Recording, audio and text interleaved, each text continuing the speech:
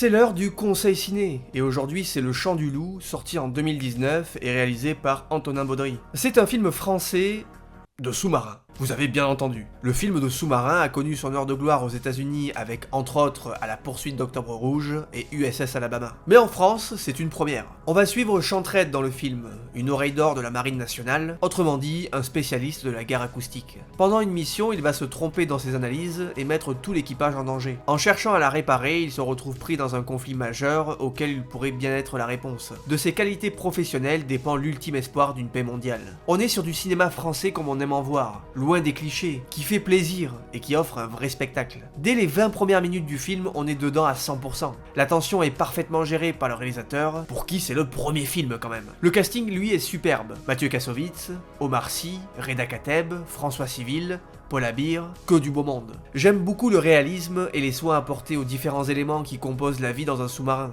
du dialecte au protocole, en passant par l'ambiance de l'environnement. Ça offre une vraie immersion, on y croit à fond grâce à ça. Le Chant du Loup va aussi soulever pas mal de questions autour de la guerre, de la loyauté, des dilemmes moraux associés à la prise de décision dans des situations de crise. Doit-on suivre un ordre aveuglément et s'enraciner dans un protocole si celui-ci n'a aucun sens? Il y a tout un aspect géopolitique assez intéressant également, mais le film est surtout très divertissant, angoissant, voire drôle par moments. Le sound design du film est également bluffant et accentue l'immersion. Bref, que du bon. Le Chant du Loup mérite d'être vu, donc n'hésitez pas.